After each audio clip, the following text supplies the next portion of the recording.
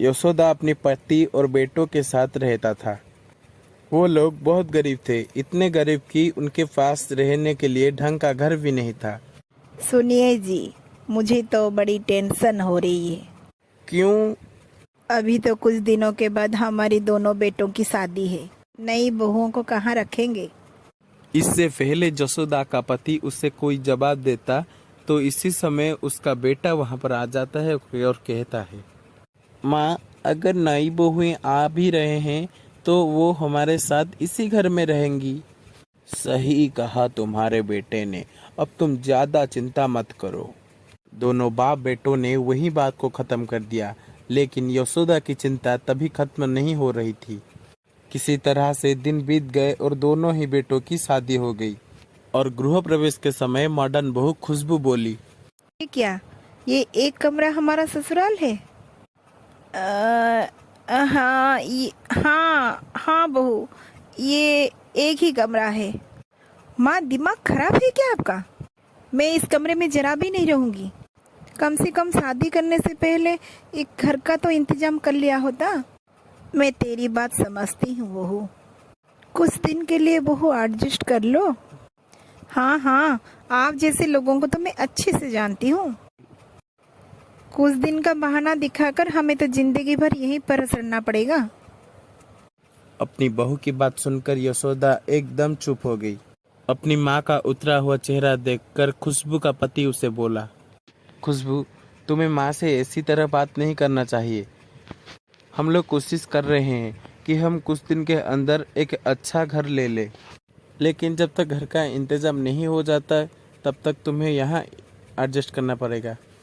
और इससे आगे मैं कुछ भी नहीं सुनूंगा। और अपने पति के आगे खुशबू को चुप होना पड़ा। अरे बहू, तू ऐसी बात मत कर। तू अपना दिल मत छोटा कर। अब ये वैसी वैसी बातें बंद करो और गृह प्रवेश करने की शुरू करो। खुशबू अपने घर में गृह प्रवेश कर लिया, लेकिन उसके बाद उसकी देवरानी शालिनी वहीं खड़ी रही थी। अरे बहू, तू भी अंदर आ। वहाँ बाहर क्यों खड़ी है बहू? यशोदा के बहुत पुकारने पर शालिनी ने जवाब दिया, जी हाँ माँ जी। कहाँ खो गई थी बहू? गृह प्रवेश की रस्म नहीं करनी है? अरे हाँ, करनी है ना। शालिनी भी गृह प्रवेश की रस्म करती हुई अंदर आ गई। अब यशोदा उसकी दोनों बहुओं को उनके जगह पर जाने को बोला। देखो बहू, इस छोटे से कमरे में भी तुम्हारा रहने का ठिकाना मैंने लगा दिया है। यशोदा ने घर के कोने की तरह इशारा करते हुए कहा, जहाँ पर एक दरी बिछी हुई थी। माय गॉड, इस घर में मेरी जान ना चली जाए। खुशबू इसी तरह कहकर अपनी दरी के ऊपर जाकर लेट गई। और वहीं दूसरी तरफ, और देख छोटी बहू, ये तेरी जगह है।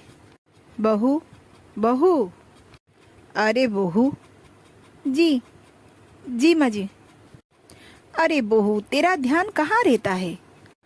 वो मम्मी जी, वो मेरा आज पसंदीदा सीरियल आने वाला था, बस मैं उसी के बारे में सोच रही थी। पता नहीं, उसी के ख्याल में तो मैं गुम हो गई थी। और उसके बाद शालिनी भी अपने जगह पर चली गई। अगले दिन के सुबह शालिनी जल्दी उठकर नहा धोकर भगवान को प्रार्थना करने लगी।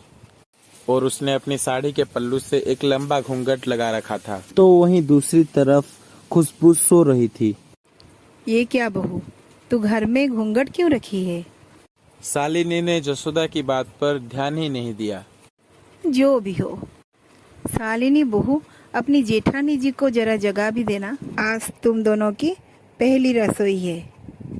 यशोदा ये कहकर वहां से चली गई। अरे, ये माँ जी कहाँ गई?